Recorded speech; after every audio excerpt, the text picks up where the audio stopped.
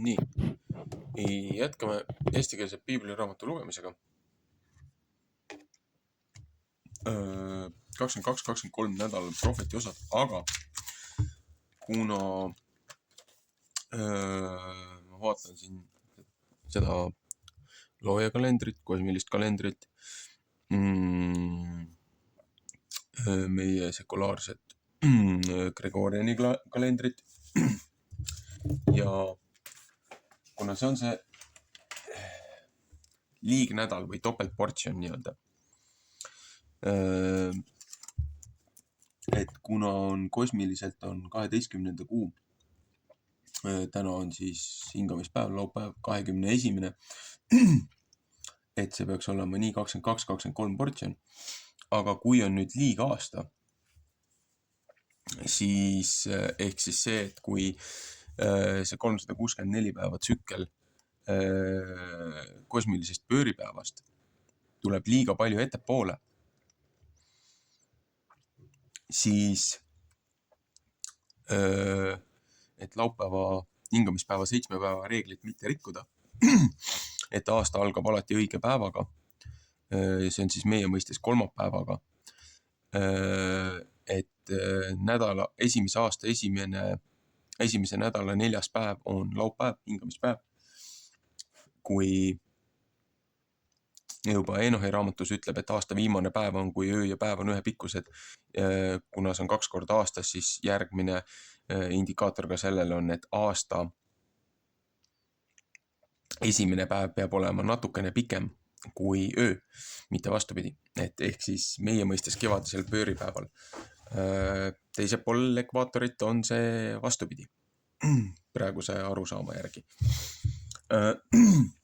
Ja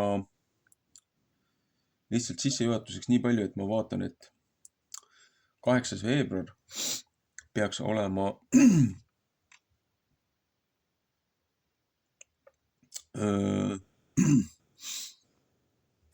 siis nii-öelda nagu selle kuu, kosmilise kuu esimene päev. Oli vist kuidagi niimoodi. Ja nagu 10. märts oleks selle kosmilise aasta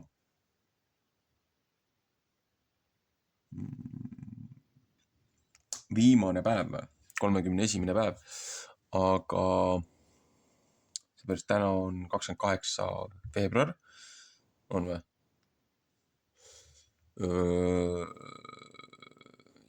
Jah, et siis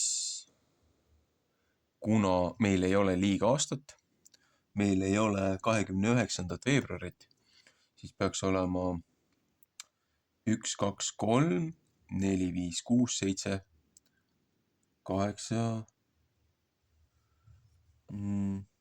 9 ja 10. Et oota. 1, 2, 3, 4, 5, 6, 7, 8, 9, jah 10.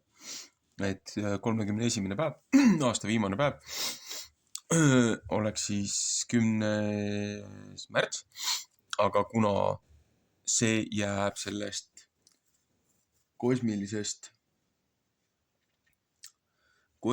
aastast tuleb natukene liiga palju varem mulle, et kuna ikkagi praegult meie peale seda noauputust päike on see, mis ikkagi määrab seda aastat, et enne uputust oli ju 360 päeva oli aasta ja kõik kuud olid ühepikkused, 30 päeva, siis nüüd on see nihkunud. Ehk siis kuni järgmise kataklesmuseni, ehk siis ilmselt sinnamaani, kuni Kristus tagasi tuleb. Ja siis see 7 päeva püha, miks see 7 päeva siia lisatakse?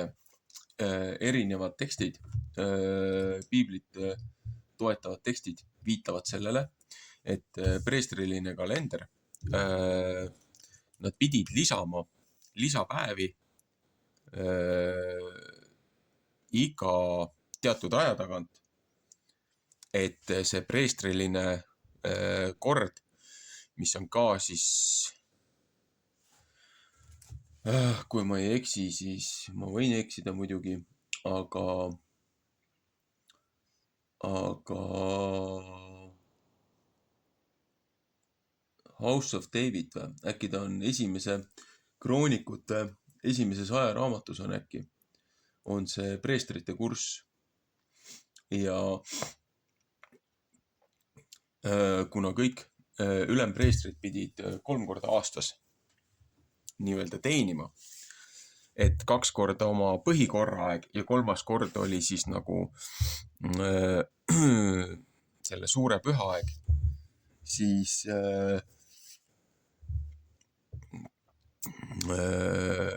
iga kord, kui preester oma teenistuse lõpetas, siis järgmine aasta tegelikult pidi algama uue ülempreestriga. Et üks ülempreester ei alustanud aastat minu arusaamade järgi kuni oma elupäevade lõpuni, preestri korrad. Ja tänu sellele ka Kristuse ristisurmast ja ülestõusust on suudetud edasi ja tagasi arvestada nii kuningas Saalomonini ja kuningas Saalomonist ka siis nii-öelda maailma loomiseni piiblilise kontseptsiooni järgi Aadamani nii edasi kui tagasi, et siiamaani see kronoloogia on jätkusuutlik ja peab paika, kuigi erinevad tõlked on teinud kirjavigu, aga algsed tekstid on jäänud ikkagi tõetruuks. Miks ma praegult seda kalendri osa üldse sissejuhatavalt ette räägin? Võib-olla mõistlik on see eraldi videona teha ja siis teha see lugemine. Seepärast, et järgmine aasta on 22 ja 23 nädal on kokku loetud portsjon. Et see aasta on nad eraldi tsüklid sellepärast, et pidada kalendrit siis õigesti. On minu arusaam. Nii palju, kui ma olen läbi aastate üritanud looja kalendrit pidada. Ehk siis nii-öelda kosmilise aasta nõudeks, et millest hakatakse aasta 1 nagu lugema, et millest siis tuleks seda arvestada, seda liigpäeva panekut. Nii palju, kui ma olen aru saanud, aasta esimene päev peab olema kolmapäev. Ehk siis teisipäev peab olema see päev, kui öö ja päev on ühepikkused.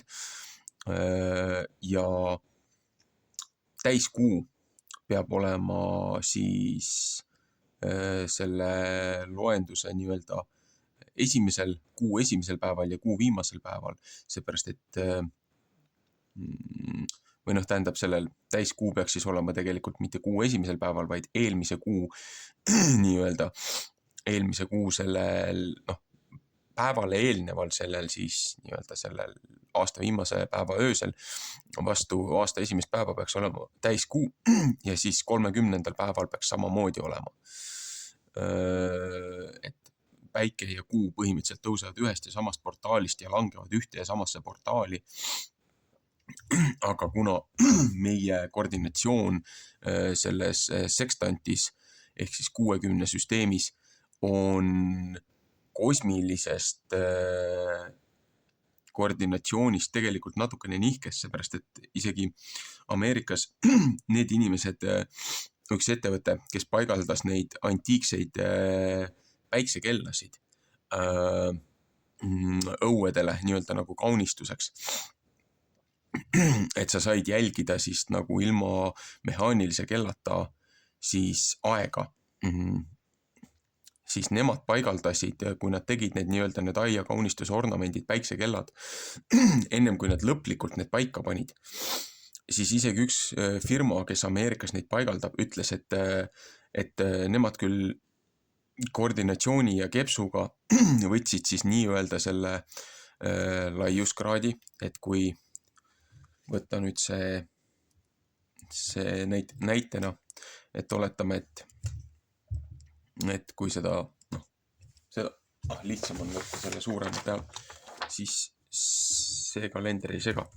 Et kui oletame, et kui see on see suur sektor, selle peal on võib-olla isegi parem näidata, et kui see on see nii-öelda meie arusaam, meie kontseptsioon maailmast, et nii-öelda põhjapoolus või Mount Meru, et see mustkivi, põhjase magnetkivi, magnetmägi, et kui meie asume siin ringiratast selle süsteemi peal ja kui me vaatame, et kas ma nüüd saan selle õigesti siit kätte, ma midagi ümber ei jää, et kui meie asume selles taevasele laotuse all, selle vektori all, et kui see on nagu põhjatäht või see keskkoht, et kui vaadata nüüd kas või neid vanu tähekaarte, kus on need nii-öelda taevakehad, taevased majad, mis on siis jagatud sodiaakideks või taevasteks kodadeks, 12 kojaks. Et kui põhjatäht või see põhjanael, et kui see asub siis nii-öelda keskel, kõige keskel, loojatrooni keskel, siis kus iganes selle laiuskraadil, kui põhja poolt järjest väljapoole minna kuni ekvaatorini, ekvaatorist edasi, et see nüüd ära ei kao, et kus iganes laiuskraadil sa siin asud, et siis päiksekella jaoks võetakse see sinu see laiuskraad.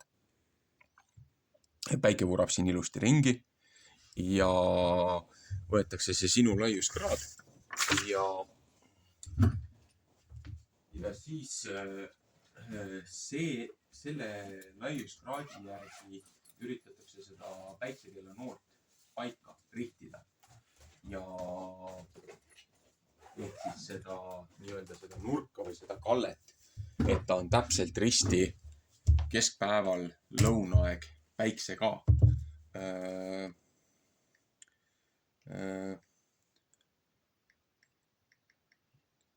Miks ma nüüd sellest räägin ja miks ma sellest sekstantist räägin, sellest 60 jagamisest? Seda sellepärast, et ma katsun ühe pildi leida.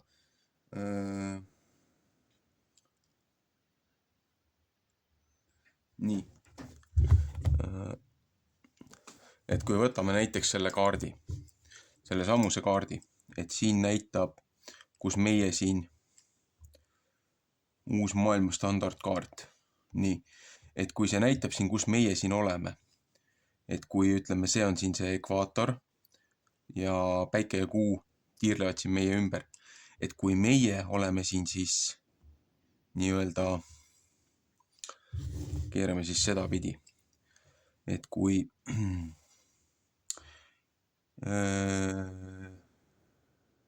Jeruusalemm on kuskil siin, selles liinis, siis kuna Pariis on ju möödas, see vana see meridiaan, mille järgi arvestati, oli minu arust Greenwich oli ja siis tõsteti see ümber. Aga kui võtta see Jeruusalemma aeg ja meie oleme Eestis, oleme kuskil siin, siis meie oleme kuskil 1,5 tundi, 1:32 oleme meie oma ajaga tegelikult siis, kas me oleme, kuidas see olime, kas me oleme maas või oleme ees?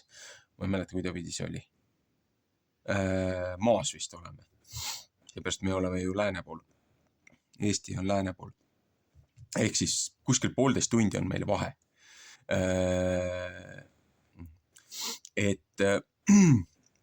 Et kui päike tõuseb nüüd täiesti idast, siit 4. portaalist, siit keskelt, et kui päike tõuseb idast, meie arusaama järgi tõuseb idast ja langeb läände, täpselt läände, et kuna öö ja päev on ühepikkused suvel, või mitte suvel, sügisesel kevadesel pööripäeval, et siis kui päike tõuseb täpselt idast ja langeb täpselt läände, siis see laiuskraad, kus meie siin asume, et siis selle päevakellaga, päiksekellaga, see nurk selleks, et see laiuskraadi õige nurk kätte saada, tuleb see öösel suunata siis põhjanaela peale, põhjatähe peale, põhjanaela peale.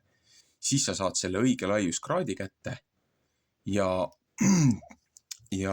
siis sa saad ka ühtlasi tegelikult selle õige koordinatsiooni kätte, mis mingitel väidetel, miks ma seda Ameerika väidet üldse siia juurde tõin, oligi see, et see firma, kes Ameerikas paigaldab neid päiksekellasid, neid sundial'e, mida küll üritati mingi aeg tempeldada kui päiksekummarduse mingiteks iidoliteks, aga noh, see on jällegi inimeste väänatud ja väärastatud looja poolt antud meile vahendite kuritarvitamine.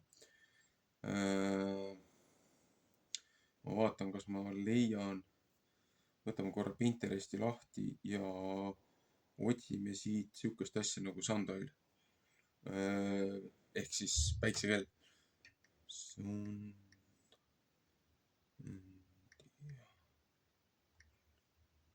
Sundial clock.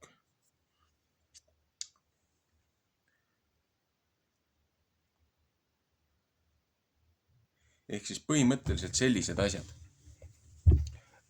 Päiksekellad, et kui neid ülesse pannakse, on keerulisemaid, on raskemaid, on lihtsamaid. Et need pannakse laiuskraadi järgi, pannakse paika. Ja noh, siin on küll kellaajad niimoodi, aga see nurk, see kraad, mis siin on, tegelikult üks oli palju parem siin. Vot põhimõtteliselt selline asi, et see kraad siin, see näitab täpselt põhjanaela peale ja see on täpselt ida ja see on täpselt lääs. Ja kui sa siit vaatad seda kaussi, et miks kirjeldab nii spetsiifiliselt selles templitelgi, et just aasta esimesel päeval pannakse templitelk ülesse selle kevadise pööripäeva järgi. Et enne seda vaadatakse ka seda asetust, et milles hakkab siis nagu see kosmiline tsükkel, et milles vaadatakse seda täiskuud, et heebrea keeles on täiskuul ja uuel kuul on eraldi nimetus ja nii taevasel kehal kui ajaraamil on eraldi nimetus, need on spetsiifilised sõnad. See ei ole noor kuu, see ei ole uus kuu. Taevakeha on hoopis teine sõna heebrea keeles. Aga kogu selle asja mõte ongi see, et kui see templitelk üles pandi aasta esimesel päeval nii-öelda, kui see sisse pühitseti, et siis 7 päeva jällegi oli ühe preestri see talitus, ülempreestri talitus, nende abiliste. Noh, et peapreester oli korra aastas või saanud seal käia, aga siis need teised preestrid, kes käisid teenistust tegemas, templitalitusi tegemas, need tegid ju 3 korda aastas. Et iga kord üks oma sellest preestri korrast. Aga siis ongi, et kui täpselt idast päike tõuseb ja täpselt läände päike loojub, siis täpselt selle keskel, et see, kuidas nagu kirjeldati seda kaussi, seda pada, kus tehti ohvri annetusi, et näidata ka selle kaardi peal. Et siit, kuidas see, mis iganes on üritatud siin seda heliotsentristlikku seda peale suruda sellele arusaamale. Aga siin tegelikult oli nagu sihuke, vaata, pronksist oli kauss ja siin oli teisest materjalist oli see kuulikene oli keskel või sihuke kuju oli keskel. Et kui see päike nüüd kõrvetas seda õigel ajal, õiges selles siis kosmilises majas, mida nüüd horoskoopidega üritatakse siin divineerimisel väänata, et kui märgid olid selle kausi peal, olid õige koha peal olemas, et kui päike õigel kuupäeval, vaata see kauss oli ilusti poolringi kujuline ja kui päike täpselt ühe koha pealt tõusis ja vastaskülge maandus, siis oli sirge joon jooksis kausi põhjast, jooksis läbi nagu siin selle peal näitab seda, et kui need 2 liini et kui see vari, et paljud tõmbavad siit veel nagu nööri üle, et kui see nöörivari täpselt siin täpselt selle keskel on siis nii-öelda lõunaaeg, siis see on nii-öelda aasta viimane päev, et öö ja päev on ühepikkused ja siis järgmine päev, kui päev on natukene pikem, see juba muutub. Et tegelikult sellega aidati siis üles tähendada see aasta viimane päev. Ja seda on nagu lihtne ise ka teha, aga siin oligi see tähtis, et isegi kui see kompass, mille võrgustikusüsteemi me oleme pandud, et isegi ameeriklased väidavad, et see on 13 kraadi, on see sekstant, on paigast ära. Ja on tehtud erinevaid kujukesi, et näiteks on tehtud viled ja siuksed pronksist kahurid ja vased on, et kui tuleb see õige aasta esimene päev, et näiteks on siuke selle kuumaga, siis aktiveerub, ta kütab selle täpselt ainult sellel ühel päeval aastas, ta kütab selle pronksist või sellest kahuri nii kuumaks, et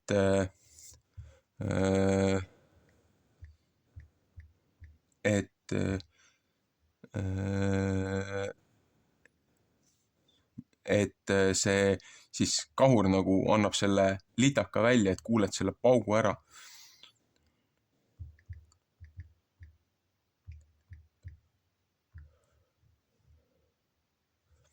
Midagi sellist oli. Et luup, et kui see on õige päev ja aasta esimene päev või aasta viimane päev, vaata see, et siis luubi pealt, klaasi pealt tuleb selle kahuri peale, annab selle kuuma ja siis see sütitab selle või keedab selle keskkonna nii kuumaks, et siis rõhu all avab selle kahuri, siis käib väike nagu litakas.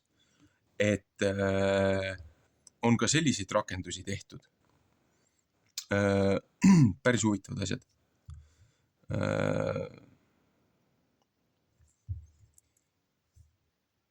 Lihtsalt on jälle üle pingutatud oma nikerdustega. Aga jah, see, milleks ma seda praegult räägin, kogu seda asja. Ma räägin seda sellepärast, et kuna meie aeg on nii palju väänatud ja meid on looja kalendrist ja looja ajast ja looja pühadest, meid on nii palju eemale viidud, meid on nii palju lahutatud sellest tõelisest loomingu tsüklist, siis meil on raske aru saada, kus me oma ajas oleme. Ja kuna see aasta on see minu arusaamade järgi ja kõige nende viidete järgi, mis ma olen uurinud, on see nii-öelda see liignädala lisamine, et uuesti sünkrooni saada looja ajaga, siis see aasta on see lugemusportsjon, see õpetusportsjon, see nädal 22-23, see liigportsjon jagatakse 2. Et põhimõtteliselt see aasta me võime lugeda Exodus 35.1 kuni 38.20 ja Prohvet Ezekieli 36.16 kuni 38 ja järgmine nädal on siis Exodus 38.21 kuni 38.21 kuni 40.38 ja esimeste kuningate 7 kuni 13.50 või 7.13 kuni 50. Jah, et kas mul on see on nüüd õigesti kirjutatud, ma pean selle üle vaatama. Et see esimete kuningate osa kirjeldab hästi pikalt, spetsiifiliselt seda, kuidas nii-öelda tempel ehitati, kuidas see üles pandi. See läheb ka sümboolselt väga palju paralleelselt kokku kõige muude asjadega. Aga hiljem ka ilmutuse raamatus räägib ju, kuidas enne Kristuse tagasitulekut looja saadab 2 kohtumõistjat, 2 oliivioksa, 2 seda lambikest, keda prohvetid nägid siis oma nägemustes seal looja trooni juures siis selle talle ümber, et 2 oksa. Ja mingitel väidetel on 3 inimest, kes piiblilises kontekstis, kes ei ole surma näinud. Mina seda 3. inimest ei tea. Mina tean, et Elisha ja Enoh on 2 tükki, kes on nii-öelda loojaga ühes hingamises ühes sammus käinud ja kelle looja võttis oma juurde, kes ei ole esimest surma, ei ole näinud. Ma võin eksida, aga ma eeldan, et kui see lõpuaja tribulatsioonide tsirkus pihta hakkab, et kui nad siis ennustavad ja õnnistusi ja saatusi saadavad seal linnas, mida siis egiptlased kutsuvad spirituaalselt Soodomaks, mis ta ka täna on, see linn, kus Kristus ristiti, üks Taaveti linn, ehk siis Jeruusalemm praeguse ajaga, või noh, Taaveti linn, kuningalinn, et kui nad seal tänavatel kuulutavad kõike seda ja panevad selle aja paika, eks siis nende ülesanne on ka siis kinnitada või ümber lükata, kas see arusaam, kuhu me aja ja kalendri otsingul ja oleme jõudnud, et kas see on õige. Ja nad pidid seal ennustama ja siis pidi looja saatma veel pitseri lahti, et sellest lõputust põhjast tuleb siis see välja, see kohtumõistja ja tapab nad seal tänavatel ja nad on 3 ööpäeva surnud tänavatel. Keegi ei lase neid ära matta. Inimesed mõnitavad neid, naeravad nende üle, nagu täna kogu see vikerkaari seltskond ja valitsus mõnitavad looja õpetust, looja korda, looja tõekspidamisi. Ja pidutsevad, kuni looja saadab uuesti oma hinguse ja toob nad tagasi ellu. Et tunnistuseks kõige selle lolluse vastu, ennem kui läheb päris mölluks. Et jah, ühest küljest on aeg, mille poole oodata, mille poole vaadata, et ühest küljest siis meie arusaama järgi siis kogu see korruptsioon ja kogu see kurjus, sellele pannakse piir ja saab hakata puhas, aus, õiglane uus maailm. Mitte see uus maailmakord, mida see pedofiilide ja satanistide eliit ja ÜRO seltskond üritab esile tuua, vaid loojapoolne, aus ja õilis ja puhas. Aga sinnamaal on veel aega.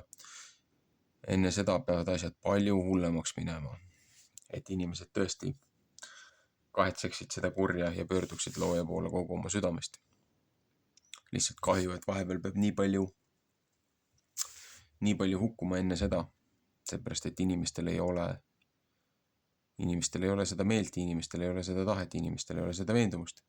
Et alati on vaja igasuguse okultismi ja nõiakunsti ja igasuguste maagiate ja šamaanide ja muude lollustega tegeleda selle asemel, et looja poole pöörduda.